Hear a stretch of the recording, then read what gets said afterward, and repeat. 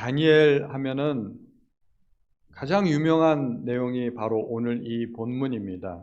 너무 유명해가지고 성경을 좀 아는 사람이라면은 가장 많이 아는 내용이 이 내용이죠. 다윗과 골리앗과 더불어 다니엘 6장은 굉장히 유명한 내용입니다. 다니엘 하면 딱 떠오르는 이미지가 있죠. 열린 창에서 하루 3번 기도하는 모습, 또 사자굴에서 하나님이 보호하시는 모습, 굉장히 유명한 내용이고, 또 그 부분은 우리가 굉장히 본받아야 할 그런 내용들입니다. 우리가 산을 보면, 높은 산을 보면 그 산 봉우리가 보이지 않습니까? 그런데 높은 산은 사실은 봉우리가 하나만 있는 것은 아닙니다. 그 밑에 수많은 봉우리들이 많이 있는데, 우리가 멀리서 산을 보면 가장 높은 봉우리 하나만 보이는 거죠. 그런데 가장 높은 봉우리가 아니라 하더라도 그 작은 봉우리도 충분히 등산할 만한 가치가 있고 굉장히 아름다운 봉우리들이 많죠. 다니엘은 하루에 3번씩 목숨의 위협을 무릅쓰고 그렇게 하나님 앞에 기도했지만, 그것 말고도 우리가 다니엘에게서 배울 것들이 참 많다는 것입니다. 우리가 다니엘은 어떠한 사람인지 오늘 본문을 통해서 우리가 같이 한번 나누어 보고자 합니다. 다니엘은 일단 첫 번째로 훌륭한 신앙인입니다. 그의 신앙도 훌륭하지만 다니엘은 직업으로 치면 정치인이었죠. 정치인으로서도 굉장히 정직하고 충성된 삶을 살았던 훌륭한 정치인이라는 것입니다. 다니엘은 소년 시절에 느부갓네살 왕에 의해서 포로로 사로잡혀 왔습니다. 그냥 일개 포로 신분이고 어린 소년이었지만 시간이 지나면서 다니엘의 능력과 총명함이 인정을 받게 됩니다. 그래서 나라의 왕 다음 가는 총리의 자리까지 결국 오르게 됩니다. 느부갓네살뿐만 아니라 그 이후에 벨사살 왕에게도 인정을 받아서 나라의 3번째 가는 자리를 인정받았고, 또 메대의 다리오 왕에게도, 또 고레스 왕에게도 인정받던 아주 훌륭한 총리였습니다. 나라가 바뀌고 정권이 바뀌었지만 다니엘은 여전히 총리의 자리에서 나라를 다스렸습니다. 그리고 왕들의 신임을 받았고 그 왕들의 기대를 결코 저버리지 않았습니다. 다니엘은 그렇게 두 나라에서 4왕들에게 인정을 받았던 훌륭한 총리였습니다. 원래 정권이 교체가 되면 그 전에 정치를 하던 그런 정치인들은 다 숙청의 대상이 되는 거 아니겠습니까? 우리나라 조선시대도 그렇고 지금도 여야가 바뀌게 되면 정치 보복이니 어쩌니 그래가지고 각종 수사를 하기도 하고 그런 일들이 많습니다. 정권이 바뀌면 그 정권에서 일을 하던 정치인들은 그냥 하루아침에 나가 없어지는 경우가 많습니다. 그런데 다니엘은 요동치 않고 줄곧 왕들의 총애를 받았습니다. 심지어 나라가 바뀌었는데도, 바벨론에서 메데바사로 나라가 바뀌었음에도 불구하고 다니엘은 굳건히 총리의 자리를 역임하면서 정치를 계속하게 됩니다. 그것은 그만큼 그의 정치적인 능력도 탁월하고 지혜도 탁월하지만 그가 그만큼 정직하고 신실했기 때문에 많은 사람이 그를 믿어주었다는 것입니다. 다니엘은 여러 왕들을 역임했지만 그 중에서도 특히나 다니엘을 사랑했던 사람은 메대 다리오 왕이라고 할 수가 있습니다. 다리오 왕은 간신들의 꿰매에 빠졌죠. 그래서 결국은 그 모함에 다니엘이 걸려들었다는 사실을 나중에 알게 되었습니다. 다니엘이 죽게 되었다는 소식을 듣게 되었을 때 다리오 왕은 어떤 반응을 보이게 되나요? 14절에 보면 왕이 이 말을 듣고 그로 말미암아 심히 근심하여 다니엘을 구원하려고 마음을 쓰며 그를 건져내려고 힘을 다하다가 해가 질 때에 이르렀더라. 다니엘이 모든 상황을 딱 파악해 보니까 아차 싶은 생각이 딱 들었을 거예요. 내가 실수했구나. 내가 잘못해서 이 도장을 찍은 그 법률 때문에 다니엘이 죽게 되었구나 하는 것을 알게 된 것입니다. 딱 보면 아는 거죠. 다니엘이 워낙 뛰어나니까 다른 신하들의 모함을 받게 된 것입니다. 그러나 법은 법입니다. 자기가 아무리 왕이지만 왕으로서 자기가 어인을 찍어 놓은 이상 자기도 그 법을 어떻게 할 수가 없는 것입니다. 하루 종일 고민을 합니다. 하루 종일 고민을 해서 저녁 때가 되었는데도 뾰족한 수가 나오지 않습니다. 머리를 쥐어 뜯어가면서 고민을 하고 다니엘을 구원하려고 애를 썼지만 방법이 없었습니다. 저녁 때가 되자 또 신하들이 몰려와 가지고 왕께서 법도를 아시지 않습니까? 이제 그 법을 집행해 주십시오 하고 왕에게 계속해서 탄원을 하는 것입니다. 다니엘은 이제 더 이상 총리가 아니었습니다. 이제 한낱 사형수의 입장이 되어버렸습니다. 그런데 왕이 그 사형수를 살리기 위해서 그토록 고민을 하고 있었다는 것입니다. 세상에 어떤 왕이 한 사형수를 살리기 위해 그렇게 하루 종일 고민하고 애를 쓰겠습니까? 다니엘은 그토록 왕의 사랑을 받았던 것입니다. 그리고 사형 당일이 되어서 결국은 어쩔 수 없이 왕의 사형 집행 명령이 떨어집니다. 16절에 보니까 이에 왕이 명령하매 다니엘을 끌어다가 사자굴에 던져넣는지라 왕이 다니엘에게 이르되 내가 항상 섬기는 너의 하나님이 너를 구원하시리라 하니라. 왕은 왕궁에 앉아서 명령만 내리는 것으로 끝내지 않고 다니엘의 사형 집행 장소까지 따라갔습니다. 그리고 마지막 축복의 말을 해줍니다. 내가 비록 왕이지만 나도 너를 위해서 지금 이 순간은 해줄 수 있는 일이 아무것도 없구나. 너의 항상 섬기는 너의 하나님이 너를 구원해 주셨으면 좋겠다 하고 그렇게 다니엘을 축복해 줍니다. 세상에 어떤 왕이 한 사형수의 그 사형 집행 장소까지 따라갈 수가 있겠습니까? 그리고 그 사형수를 위해서 어떤 왕이 축복을 해줄 수 있겠습니까? 다리오 왕은 그만큼 다니엘을 사랑했습니다. 그리고 사형이 집행되었습니다. 다리오 왕은 또 사형이 집행된 이후에 어떤 행동을 보이게 됩니까? 18절에 가니까 보니까 왕이 궁에 돌아가서는 밤이 새도록 금식하고 그 앞에 오락을 그치고 잠자기를 마다하니라. 잠자기를 그쳤습니다. 오락을 그쳤습니다. 식음을 전폐했습니다. 화려한 왕궁이 졸지에 초상집 분위기가 나는 것입니다. 왕이 식음을 전폐하고 풍악도 그치고 잠자리에 들지 않는데 어떤 신하가 감히 집에 들어가서 편안하게 잠자리에 들 수 있겠습니까? 왕은 지금 굉장히 예민해져 있는 상황입니다. 그 누구도 왕의 심기를 건드려서는 안 되는 상황입니다. 모든 사람이 지금 왕의 눈치만을 살펴보고 있습니다. 어느 누구도 왕께 함부로 말할 수 없고 함부로 행동할 수 없는 그런 상황이 온 것입니다. 마치 폭풍전야처럼 지금은 잠잠하지만 어떠한 일이 순식간에 벌어질지 아무도 예측할 수 없는 상황입니다. 지금 왕은 충신을 잃은 슬픔과 경솔했던 자기 행동에 대한 후회 그리고 간신들에 대한 분노로 마음이 복잡한 상태입니다. 머리를 감싸가며 가슴을 치고 후회를 해도 지금 당장은 왕으로서도 어떻게 할 수 있는 일이 없는 것입니다. 왕은 그렇게 어둡고 긴 밤을 꼬박 세웠습니다. 동이 트자마자 이 왕은 미친 사람처럼 사자굴로 달려가 그리고 다니엘에게 외마디 소리를 지릅니다. 살아계시는 하나님의 종 다니엘아, 내가 항상 섬기는 내 하나님의 사자들이 능히 너를 구원하셨느냐. 왕이 하나님을 믿은 것도 아니고 다니엘이 정말 살아있기를 기대했을까요? 기대감에서 한 말은 아니었을 것입니다. 그러나 정말로 이 순간만큼은 하나님이 살아계시기를 원했고 그 살아계신 하나님이 다니엘을 보호해 주기를 소원했을 것입니다. 왕은 다니엘을 살아계시는 하나님의 종이라고 불렀는데 그것은 결코 빈말이 아니었습니다. 왕의 진심이었습니다.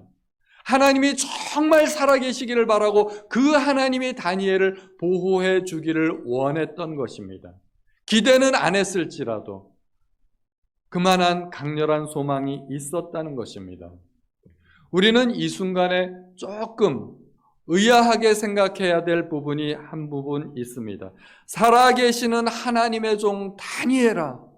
다리오 왕이 다니엘을 그렇게 불렀다는 거죠. 좀 이상한 대목이 없으세요?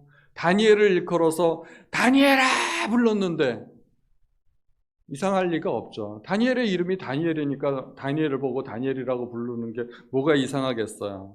그런데 우리는 과거를 알아야 되죠. 다니엘이 포로로 잡혀오면서 그 다니엘이라는 이름을 사실은 오래전에 잃어버렸다는 것입니다. 다니엘은 그 대신에 벨드사살이라고 하는 바벨론식 이름을 얻었습니다.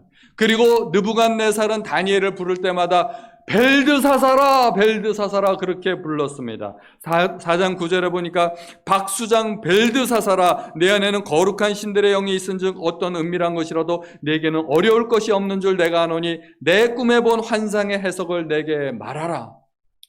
이뿐만이 아니라 느부갓네살은 다니엘을 향해서 부를 때마다 항상 벨드사살아 벨드사살아 그렇게 불렀습니다. 몇 년간을 그렇게 불리웠을까요? 바벨론이 망할 때까지 무려 66년간을 다니엘은 그 이름을 잃어버렸습니다. 바벨론식 이름 벨드사살이라고 불렸던 것입니다. 66년간 불리지 않았던 그 이름 다니엘의 이름을 다리오 왕이 부르고 있었던 것입니다. 다리오 왕은 왜 벨드사살이라고 하는 공식적인 이름을 놔두고 다니엘이라고 하는 그의 소년 시절 이름을 부르고 있는 것일까요? 여기서 우리는 추측해 볼 수 있습니다. 다니엘은 이 다리오 왕과 매우 가까운 사이였고 사적인 자리도 많이 가졌을 것이라는 이야기입니다. 한 신하의 옛날 과거 이야기를 하는데 공식적인 자리에서 거론될 수는 없었을 것입니다. 아마 사적인 자리에서 사적인 대화가 많이 오갔을 것입니다. 그리고 다리오 왕은 이 다니엘이 바벨론 사람이 아니라 유다 사람인 것도 알게 되었습니다. 사적인 자리에서 사적인 대화를 나누면서 얼마나 궁금한 게 많겠어요. 도대체 이렇게 청명한, 이렇게 정직한 다니엘은 과거에 어떤 삶을 살았을까? 유다 사람인 것을 알게 되면서 아마 사적인 자리에서라도 이렇게 묻지 않았을까요? 경은 어쩌다가 바벨론까지 오게 되었소? 신 소년 시절에 포로로 잡혀온 줄로 아래요. 사극 버전입니다. 성경 찾지 마세요. 성경에 안 나옵니다. 왕이 뭐라고 했을까요? 헐, 그렇다면 유다에서 원래 경의 이름은 무엇이었소? 신 다니엘이라 불리운 줄 아래요. 그러면 짐이 이제부터 경을 다니엘이라 불러도 되겠소? 성은이 만극하여이다. 뭐 이런 대화들이 충분히 오고 갔을 법한 그런 생각이 듭니다. 어쨌든 다리오 왕은 다니엘의 옛날 이름을 알게 되었습니다. 그리고 다리오 왕은 다니엘을 드디어 다니엘이라고 불러주게 된 것입니다. 다니엘은 무려 66년간 자기의 원래 이름을 잃어버리고 살았습니다. 그런데 그 이름을 다리오 왕이 찾아주었습니다. 다리오 왕이 얼마나 다니엘을 아끼고 사랑했는지를 우리가 충분히 알 수 있는 대목입니다. 그토록 애지중지하던 다니엘이, 죽은 줄만 알았던 그 다니엘이 사자굴 속에서 왕이여 원하건대 왕은 만수무강하옵소서 하였을 때 왕은 얼마나 기뻤을까요? 죽은 자식 돌아오는 것보다 더 기쁘지 않았을까 생각이 됩니다. 고대 시대에는 사형수가 기적적으로 살아나게 되면 신이 그의 무죄를 입증해 준 것이라고 인정이 되었습니다. 그리고 오히려 무고죄가 성립이 되어서 그를 정죄한 사람들이 처벌받게 됩니다. 이제는 합법적으로 간신배들을 처형할 수 있게 되는 것입니다. 다리오 왕은 자기가 총애하는 다니엘을 죽이기 위해 다니엘을 모함하고 자기를 능멸했던 그 간신배들에 대한 분노로 지금 속이 부글부글 그렇게 끌어오고 있는 중입니다. 다니엘이 살아났습니다. 다니엘의 무죄가 입증되었습니다. 합법적으로 간신들을 처형할 수 있게 된 것입니다.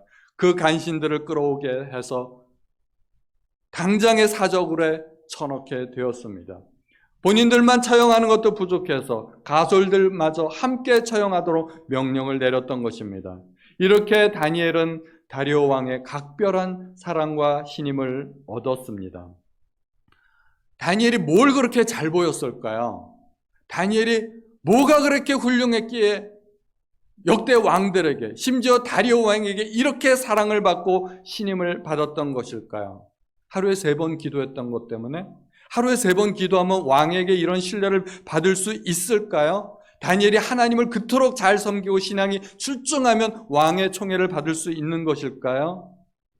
신앙만 가지고 그렇게 되지 않습니다. 사람들의 눈에 보이는 것은 신앙이 아니라 신앙 인격입니다. 다니엘의 충성심, 그의 정직성, 청렴 결백, 그의 인품, 이러한 것들이 다니엘로 하여금 돋보이게 만들었던 것입니다. 당연히 이런 도덕적인 성품들은 신앙과 따로 떼어 생각할 수가 없는 것입니다. 신앙과 도덕적인 성품들은 딱 붙어서 하나가 되는 것입니다. 신앙이 있으면 그런 성품들이 마땅히 드러나야 되는 것입니다. 신앙이 좋다는 것은 무엇을 의미할까요? 제가 여러 가지로 설명을 드렸죠. 신앙이 좋다는 것은 우선 교회에 열심히 나가야 되겠죠. 주일 예배 빠지지 말아야 됩니다. 금요 예배도 열심히 나가야 되고, 새벽 예배도 나가야 되고, 성경 공부 열심히 해야 되고, 기도 열심히 해야 되고, 헌금도 많이 해야 되고, 그리고 구역 예배 열심히 참여하고. 그러면 세상 사람들이 알아줄까요? 그런다고 세상 사람들이 알아주지 않습니다. 다니엘의 성품, 신앙 성품을 왕들은 보았던 것입니다. 이것이 바로 짠맛을 내는 소금이고 세상의 빛이 되는 것입니다. 우리가 짠맛을 내지 못하면 밖에 버리워져 세상 사람들에게 밟힐 뿐이라고 주님께서 말씀하지 않았습니까? 다니엘은 왕들에게만 인정받은 것이 아닙니다. 심지어 자기의 정적들인 메대의 총리와 방백들에게도 사실은 인정을 받았습니다. 메대 총리와 방백들이 보기에, 고관들이 보기에 다니엘은 일개 포로 신분이었습니다. 그리고 망한 나라의 전 총리일 뿐이었습니다. 그런데 왕이 자기들보다 다니엘을 더 신뢰하고 다니엘을 더 높여주는 것에 대해서 이 고관들은 도저히 견딜 수가 없었던 것입니다. 어떻게 그럴 수가 있는가? 우리 속담에도 털어서 먼지 안 나는 사람 없다고 하죠. 다니엘도 틀림없이 털면 먼지가 날 것이다. 그래서 다니엘의 과거부터 현재까지 하루 종일 감시를 붙여가지고 다니엘의 흠을 찾고자 했습니다. 틀림없이 저도 인간인데 뭔가 잘못한 게 있겠지. 하루 종일 감시하고 CCTV 붙이고 그리고 도청장치하고 다니엘을 다 감시했는데 어떻게 됐을까요? 6장 4절에 보니까 이에 총리들과 방백들이 국사에 대하여 다니엘을 고소할 틈을 얻고자 하였으나 능히 아무 틈 아무 허물을 얻지 못하였으니 이는 그가 충성되어 아무 그릇함도 없고 아무 허물도 없음이었더라. 다니엘은 국사를 운영하면서 정치를 하면서 단 한 번도 뇌물을 받은 적이 없고 직권남용을 한 번도 한 적이 없고 인사청탁을 받은 적도 없고 세금 떼어먹은 적도 없고 왕에게 거짓으로 아첨한 적도 없고 부정부패에 연루된 사건도 없고 호의호식하며 방탕한 적도 없고 그야말로 아무리 털어도 먼지 하나 안 나더라는 것입니다. 그것이 다니엘이었습니다. 우리나라에도 이런 사람이 대통령이 되면 얼마나 좋을까요? 우리나라에도 이런 사람이 총리가 되면 얼마나 좋을까요? 우리나라 장관들이 이런 사람들이라면, 우리나라 국회의원들이 이런 사람들이라면 얼마나 좋을까요? 그런데 아쉽게도 그렇지 못한 것이 우리나라 정치 현실입니다. 역대 대통령들 보면 퇴임한 이후에 부정부패와 연루된 그런 사건들이 얼마나 많습니까? 대통령이 총리를 임명하려고, 장관을 임명하려고 후보자를 지명했는데 야당에서 또 여론에서 샅샅이 뒤져가지고 부정부패를 드러내고 결국은 후보직을 사퇴하게 되는 경우가 얼마나 많이 있었습니까? 많이 있었습니다. 다니엘은 털어서 먼지 안 나는 정말 그런 사람이었습니다. 이 정적들이 다니엘을 고소하기 위해 아무리 찾아도 흠이 나오지 않으니까 종교적인 문제를 가지고 트집을 잡으려고 합니다. 이건 정말 치사한 짓입니다. 다니엘이 기도한다고 누구에게 해를 끼친 적이 있나요? 다니엘이 기도한다고 해서 국사를 게을리한 적이 있나요? 그래도 그것 외에는 흠잡을 게 없으니까 별것 가지고 이제 다 트집을 잡으려고 하는 것입니다. 다니엘은 그만큼 완벽한 사람이었던 것입니다.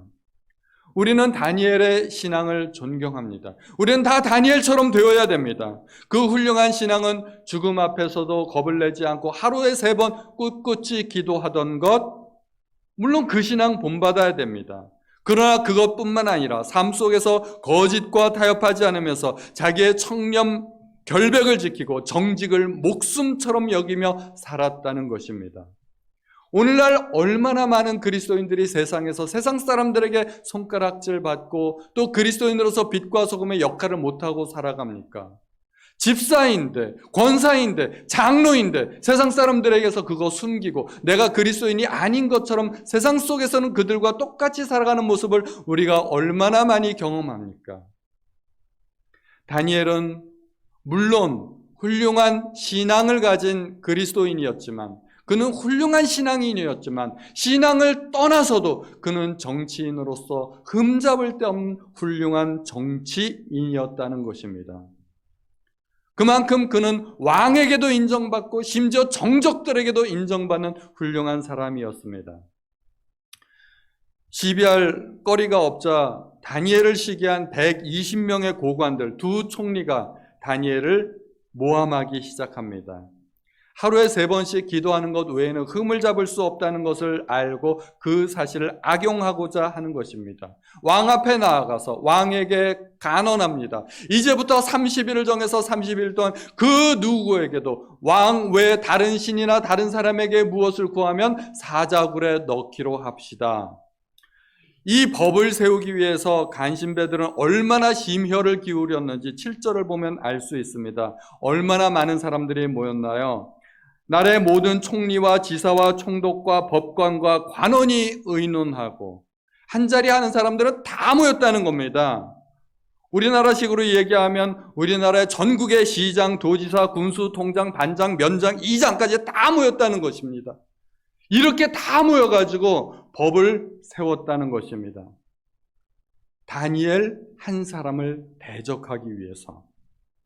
그것을 보면 다니엘은 얼마나 대단한 인물인지를 우리가 알 수 있습니다. 웬만해서는 다니엘을 꺾을 수 없다는 것을 그들도 알고 있었던 것입니다.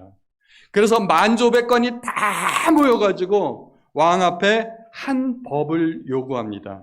8절이죠. 그런즉 왕이여 원컨대 금령을 세우시고 그 조서에 왕의 도장을 찍어서 메대와 바사에 변개치 아니하는 규례를 따라 그것을 다시 고치지 못하게 하옵소서. 왕도 고치시면 안 됩니다. 이 말을 은근히 협박으로 하고 있는 겁니다. 숫자로 밀어붙이겠다는 것입니다. 악법을 통과시키겠다는 것입니다. 결국 그렇게 법이 세워지고 조서가 꾸며지고 왕의 도장이 찍혔습니다. 우리는 이 대목에서 또 한 번 의심을 해봐야 됩니다. 이상한 일이 하나 있죠. 그동안 다니엘은 뭐 하고 있었을까? 그렇게 막강한 권세를 가지고 있는 이 다니엘은 도대체 그동안에 뭐 하고 있었을까? 지금 이 사건은 대단한 사건입니다. 나라의 모든 총리와 지사와 총독과 법관과 관원과 한자리 하는 사람들은 다 모였는데 나라의 총리인 다니엘은 그 자리에 없었을까요? 이 법이 공포가 된 이후에야 다니엘이 비로소 알았을까요? 어느 날 왕궁에 출근하고 보니까 이상한 법이 생겼더라. 다니엘이 그렇게 몰랐을까요? 정말 이 법이 통과될 때까지도 모르고 조서가 다 발표된 다음에야 총리로서 그 사실을 알았다면 다니엘은 총리로서 직무태만입니다. 총리가 그걸 제일 늦게 알았다면 그 직무태만이죠. 스스로 사자굴로 들어가도 할 말이 없는 거죠. 다니엘이 모를 리가 없습니다. 이렇게 큰 일을 총리인 다니엘이 모를 리가 없습니다. 설사 다니엘이 모르게 비밀리에 이런 일을 진행했다 하더라도 왕이 그토록 신임하고 나라의 모든 일을 맡긴 이 다니엘에게 한마디 상의 없이 도장을 찍었을 리도 없다는 것입니다. 왕은 틀림없이 다니엘의 의견을 물었을 것이고, 만약에 다니엘이 반대했더라면 숫자에 상관없이 왕은 이 법을 통과시키지 않았을 것입니다. 당시의 왕은 막강한 무소불위의 권력을 가진 사람입니다. 그리고 다니엘은 그 왕의 신임을 한 몸에 받고 있는 사람입니다. 전후 상황을 생각해 보면 어떻게 됩니까? 다니엘은 이 음모를 사전에 다 알았을 것입니다. 그런데 다니엘은 이 법을 통과시켜 주었습니다. 묵인했다는 말이 되는 것이죠. 다니엘이 이 음모에 대항하려고 했다면 얼마든지 그렇게 할 수 있었습니다. 그러나 다니엘은 그 법을 아무런 저항 없이 그냥 통과시켜 주었습니다. 다니엘의 일생을 한번 돌이켜 볼까요? 다니엘은 어렸을 때 포로로 사로잡혀 왔죠. 10대 중반에. 그러나 시간이 지나면서 나이가 들면서 왕들의 인정을 받고 총리가 되고 나라가 바뀌고 왕이 바뀌었지만 다니엘은 여전히 그 능력과 지혜가 인정되었고 그리고 여전히 총리의 자리에 있습니다. 왕은 자기를 높이는 그 신하들의 간언을 듣고서 잠시 동안 우쭐했을 것입니다. 우쭐하면서 다니엘에게 한마디쯤 물어봤을 것입니다. 그대는 저들의 상소를 어떻게 생각하시오? 다니엘은 웃으면서 한마디 했을 것 같습니다. 전하, 저들의 소청대로 행하시는 것이 옳은 줄로 아래요. 다니엘이 마음만 먹었으면 그 법도 정지시킬 수 있고 심지어 복수도 할 수 있었지만 다니엘은 그렇게 하지 않았던 것입니다. 다니엘이 바벨론에서 메데 바사에서 최고의 영화와 그리고 왕의 버금가는 권세를 누리면서 살았지만 다니엘이 노력해서 그렇게 된 것도 아니고 원해서 그렇게 된 것도 아니었습니다. 다니엘은 다만 모든 상황에 최선을 다했던 것뿐입니다. 그리고 돌이켜보면 모든 것이 하나님의 은혜일 뿐입니다. 하나님의 은혜죠.